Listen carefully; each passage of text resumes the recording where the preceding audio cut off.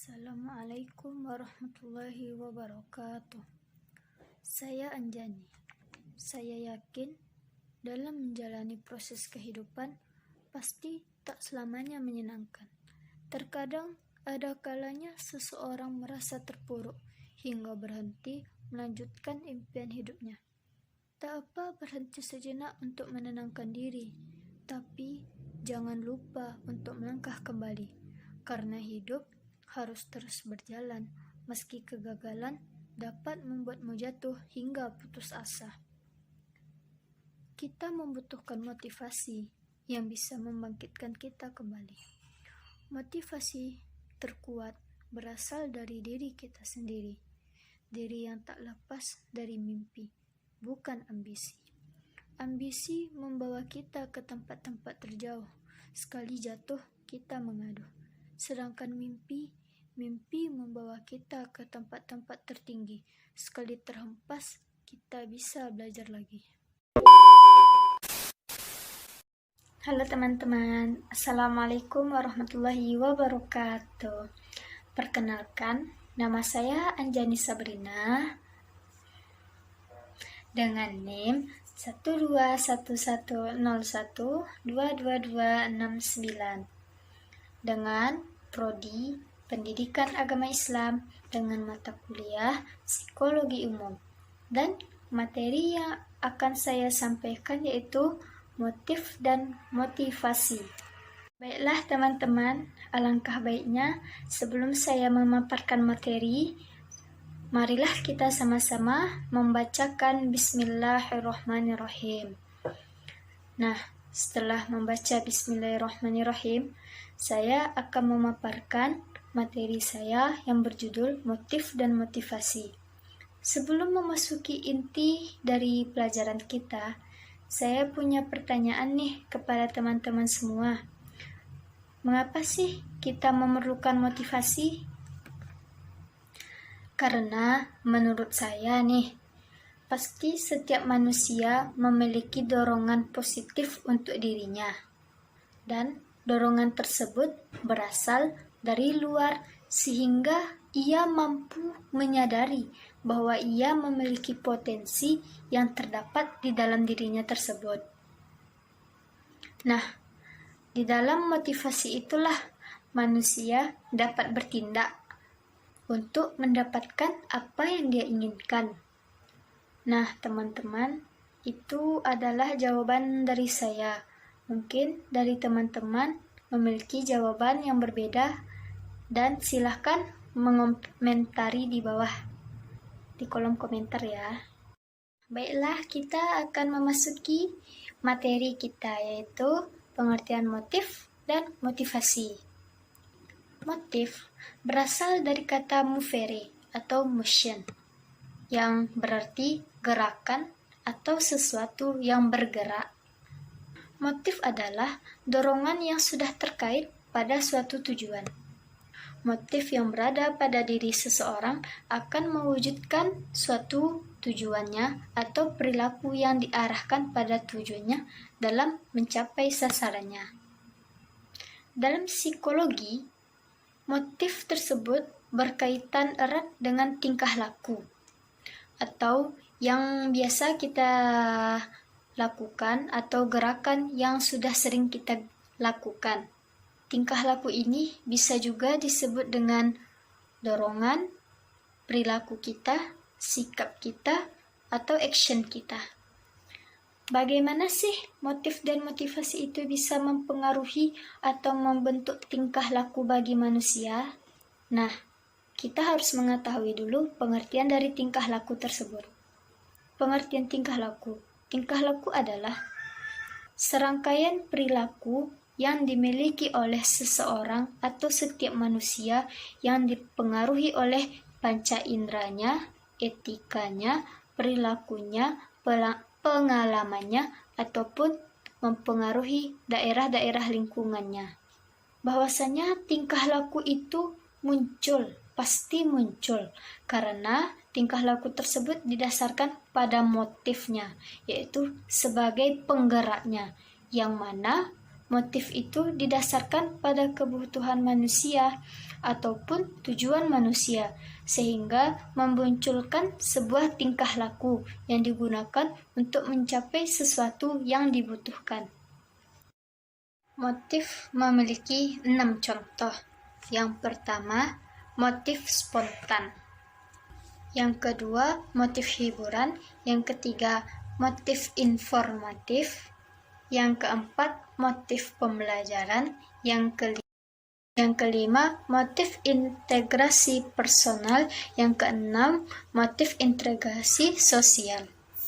Selain contoh-contoh dari motif, terdapat juga jenis-jenis motif. Yang pertama, motif eksternal. Yang kedua, motif internal. Yang ketiga, motif sadar dan motif tidak sadar. Yang keempat, motif mantap. Yang kelima, motif fungsional. Sekarang kita akan memasuki pengertian dari motivasi. Pengertian motivasi secara etimologi yaitu dorongan, kehendak, atau upaya. Sedangkan motivasi secara terminologi adalah proses gerakan untuk mencapai suatu tujuan atau untuk pemenuhan kebutuhan yang terdapat dorongan yang timbul pada diri seseorang secara disadari maupun tidak disadari. Usaha-usaha yang dapat melakukan seseorang atau yang dapat menyebabkan seseorang atau sekelompok orang bergerak karena mereka memiliki sesuatu yang ingin mereka capai atau mereka ingin mencapai tujuan yang mereka kehendaki. Motivasi menurut beberapa para ahli, salah satunya menurut Mitchell dalam buku Winardi tahun 2002, yang menjelaskan motivasi mewakili proses-proses psikologikal yang menyebabkan timbulnya, diarahkannya, dan terjadinya persistensi kegiatan-kegiatan sukarela yang diarahkan untuk tujuan tertentu.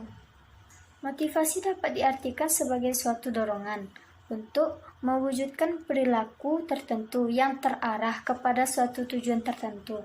Motivasi memiliki 3 karakteristik. Yang pertama, sebagai hasil dari kebutuhan. Yang kedua, terarah kepada satu tujuan. Dan yang ketiga, menopang perilaku.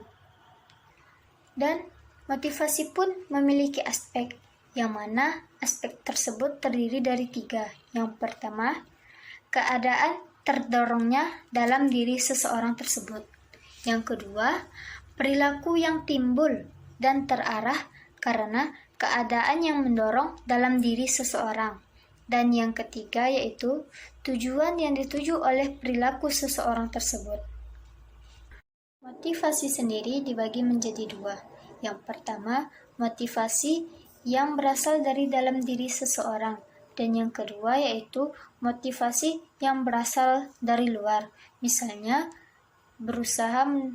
yaitu usaha dari orang lain atau mendapat dorongan dari orang lain. Motivasi juga memiliki dimensinya sendiri, yaitu yang pertama kebutuhan, dorongan, dan yang ketiga tujuan. Yang pertama, kebutuhan.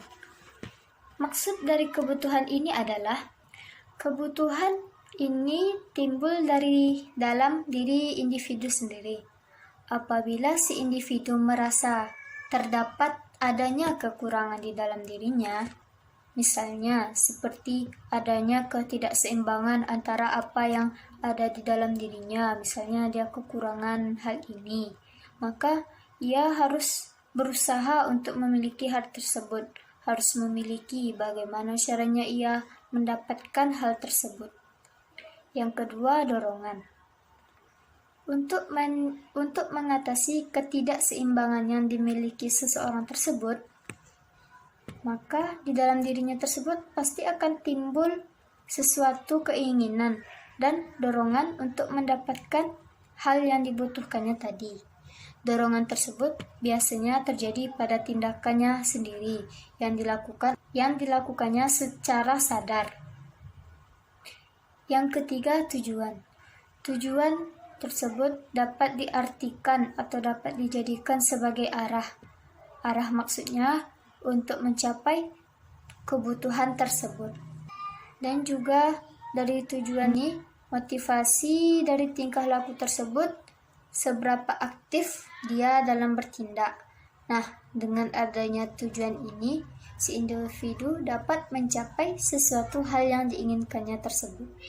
Ada beberapa faktor yang mempengaruhi motivasi, yaitu faktor internal dan faktor eksternal.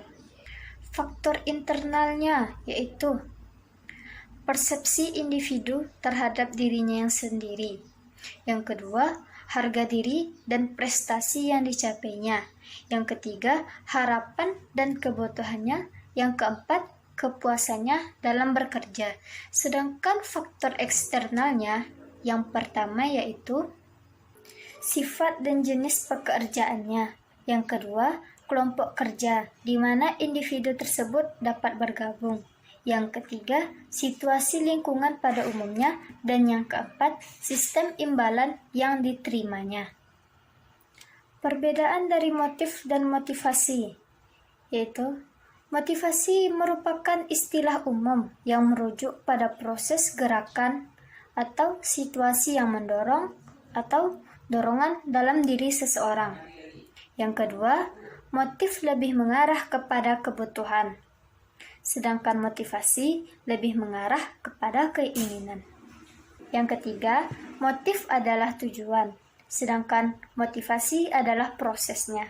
Yang keempat, motif merupakan tindakan dan motivasi merupakan tindak lanjut dari motif tersebut. Motif dan motivasi saling berkaitan satu dengan yang lain.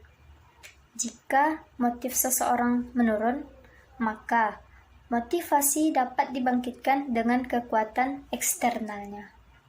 Motivasi memiliki 3 jenis. Yang pertama, motivasi dilihat dari pembentukannya. Nah, motivasi dilihat dari dasar pembentukannya terbagi 2, yaitu motif-motif dasar dan motif-motif yang dipelajari. Yang kedua, motivasi jasmaniah dan rohaniyah.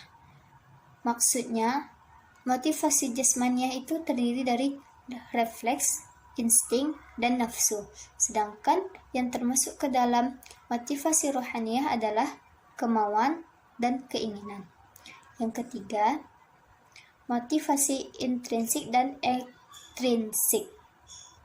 Nah, dapat dilihat dari motif dan motivasi tersebut, saya memiliki satu contoh mengenai yang berada di lingkungan sekitar kita juga. Misalnya saja, ada seorang kakak kelas yang baru saja tamat dari sebuah universitasnya. Dia pengen banget mau kerja. Nah, dia membaca informasi dari sebuah media informasi, koran, dan lainnya. Dan ia juga meng-scroll Facebooknya, IG-nya, dan demi mencari sebuah informasinya untuk bekerja. Karena dia ingin membantu orang tuanya dalam perekonomian keuangan. Nah, dapat dilihat bukan sebuah proses yang dilakukannya seperti mencari informasi, men-scroll IG-nya demi mendapatkan sebuah informasi. Itu merupakan usaha yang ia lakukan untuk mendapatkan pekerjaan. Itu dinamakan dengan motivasi. Di mana motifnya? Nah, motifnya di sini yaitu karena keinginannya untuk membantu kedua orang tuanya dalam masalah perekonomian keuangan.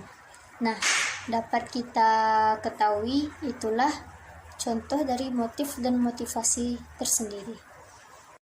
Baiklah, sekian hasil dari materi yang saya sampaikan. Terima kasih telah mendengarkan.